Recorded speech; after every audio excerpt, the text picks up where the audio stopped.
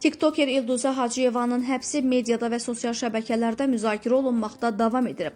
Hazırda diqqətlər bu iş üzrə apellyasiya məhkəməsinə yönəlib. Artıq TikTokerin vəkilləri şikayətin hazırlanmasına başlayıb, iş üzrə əlavə dəlil və sübutlar toplayırlar.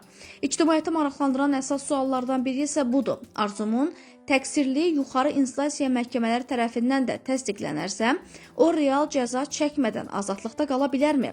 Tanınmış vəkil Orxan Zeynalovun sözlərinə görə, apellyasiya instansiyası hökmü qüvvədə saxlasa belə, məhkəmə məhkumun himayəsində ikisi azyaşlı olmaqla 4 uşağının olmasını, onlardan birinin autizmli olmasını, cəzasını yüngülləşdirən hal kimi qiymətləndirə bilər. Bu halda Cinayət Məcəlləsinin 70-ci maddəsi şərti məhkum etmə tətbiq olunaraq 5 il 2 aylıq həbs şərti cəza ilə əvəz edilə bilər. Bundan başqa, apellyasiya məhkəməsi məhkumun himayəsində 14 yaşına çatmayan uşaqlarının olmasını nəzərə alaraq, Azərbaycan Respublikası Cinayət Məcəlləsinin 79-cu maddəsinə əsasən ona təyin edilmiş azadlıqdan məhrum etmə cəzasının çəkilməsini təxirə sala bilər.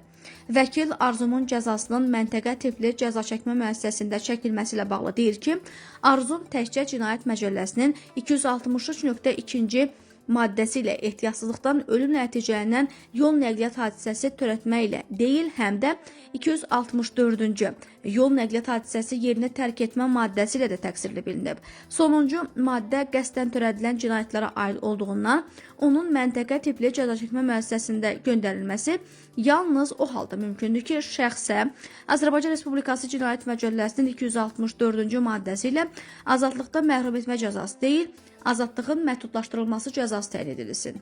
Bəs hökm dəyişdirilmədən qanuni qüvvəyə minirsə, Arzum ən tez nə vaxt azadlığa çıxa bilər? Belə olan halda məhkumun ali məhkəməyə kassasiya şikayəti vermə hüququ qalır.